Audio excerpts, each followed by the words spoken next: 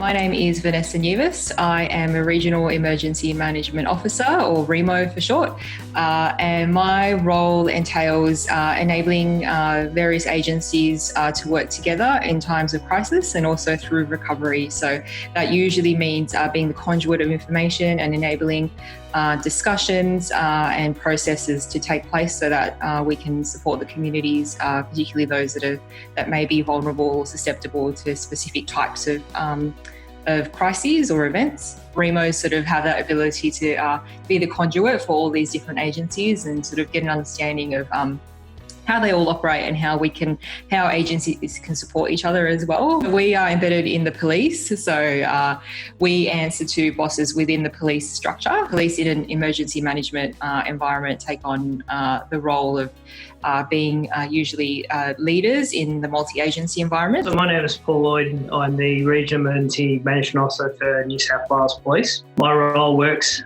across government, so even though I work for New South Wales Police, I work with the other emergency services, the functional areas, as well as community groups. I work at a local level, a regional level and a state level.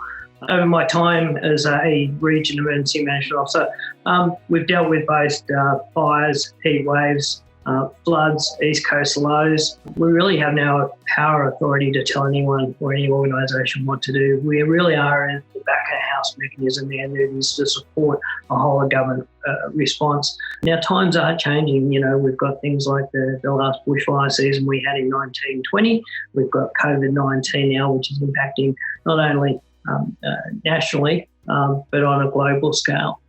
So our role is to make sure whether it be an incident that starts to escalate coordination, that we actually are pulling those agencies together, have specific training in emergency management. This is the beauty of the REMO role is we get to love everyone equally and look at what they can provide to the table. And sometimes it's just passion, and we just harness that passion in the right way. And New South Wales has a comprehensive set of plans and arrangements. So our state emergency management plan sets out which agencies have legislative responsibility for what types of hazards. So you'll have SES that's responsible for floods and storm and tsunamis. You'll have New South Wales Police that are responsible for terrorist-like activities, and especially during a state of emergency. You'll have Fire Rescue New South Wales that's responsible for fires within the fire district, and then you'll have the New South Wales Rural Fire Service that's responsible for fires within its jurisdiction. Each of the agencies have a legislated responsibility to manage a specific hazard. Depending on the nature of the event, so if it's a bushfire, it'll be the New South Wales RFS. If it's a storm or flood, it'll be New South Wales SES. If it's something criminal or terrorism related, it'll be the police. So it very much depends on the nature of the event or the threat to the community, a specific combat agency. The police have a dual role to where not only do they manage hazards as far as civil unrest as a combat agency, but they also have the local emergency operations controller, or as it goes up, region and state emergency operations controller. These responsibilities basically stepped outside of a policing role to look at a whole of government response to make sure that as New South Wales government we are coordinating our response effectively to either support a combat agency, or where there's no legislated combat agency to act as a combat agency lead. But the expectation is, and that's written in emergency management arrangements, is that all agencies will collaboratively work to support the community through that event and also through recovery. Local councils play a significant role in response and recovery during EM emergencies. So every local council will have a local emergency management officer and LEMC chair. So those two roles are critical. So what those two roles entail is basically being the conduit of emergency management operations from the local council's perspective. A lot of the time, local councils will be well connected with their local communities through groups and through just a general understanding of what the landscape looks like and what their demographics are and things like that. So the LEMC and the local government are really key to the success of building community resilience. Is that if they identify that a local government area is prone to floods or to bushfires, they're there to work with both the Combat Agency as the SES or the RFS and be able to make sure they work hand in hand both with local government but also equally with community to make sure that they know what the threat is. If they can't reduce the threat, that they deal with the residual risk and then manage that. Australian Red Cross have a dual role, so they work under the Disaster Welfare Services, which is one of 9 functional areas that we have in New South Wales under our state EM plan.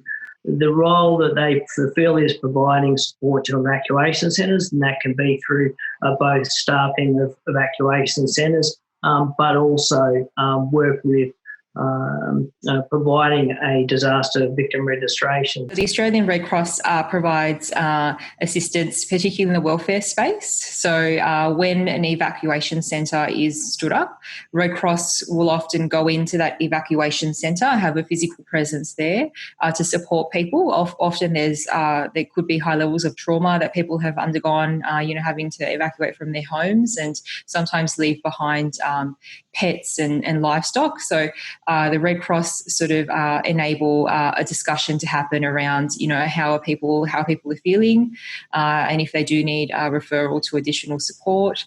The Red Cross can also assist people with other needs as well. So it's very much, a case-by-case basis in terms of what assistance people need. But the Red Cross often are the conduits for that and can support people, especially people who may be going through financial crisis as well, which can be a huge stressor in itself.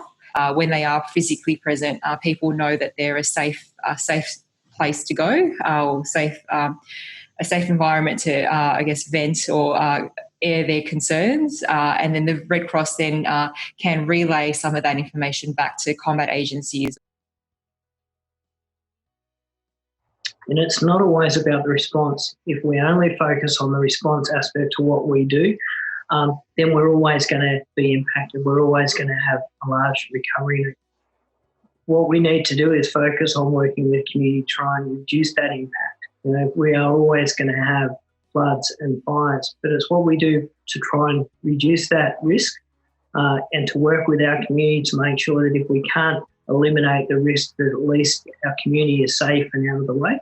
So response is fairly, well defined in guidelines and policies around, who does what at what point.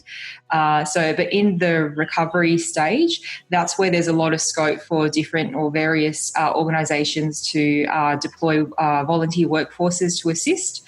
So if we look at the recent bushfire season, we had, spades of agencies offered to support communities through everything from repairing fences to delivering hampers to, supporting elderly people, to providing mental health support, all sorts of things. So, and that's where really different agencies can really step up and flag that, they are interested in assisting and connect with local councils and other organisations to work through how they can best deploy those resources. And that's not to say, even in the response phase, if we're looking at SES as an example, majority of the people who are responding to jobs, so whether they be jobs to assist people who have had roof collapses and things like that, majority of the time they'll all be volunteers as well. So, they will have to go through appropriate training before they go to those type of jobs, given the high risk involved. But there's always room for more assistance, and particularly for people who are, spontaneously volunteering. There's plenty of scope for jobs that they can take on not necessarily high risk jobs, but things that are vital. So logistics, providing catering, supporting those that are going out to the front line, things like that. It'd be safe to say with all of the agencies is that the community, the eyes and ears about what's happening out there. Unless we get a triple O call or unless we get a heads up that something's occurring, the first responders are always the community. It's rare that we find ourselves on scene at the right time, in the right place. So if I saw the biggest need for volunteerism, it's probably in that recovery space, because recovery takes such a long time. It's not just a couple of minutes or a couple of hours or a couple of months. Sometimes it can be 10, 15, 20 years.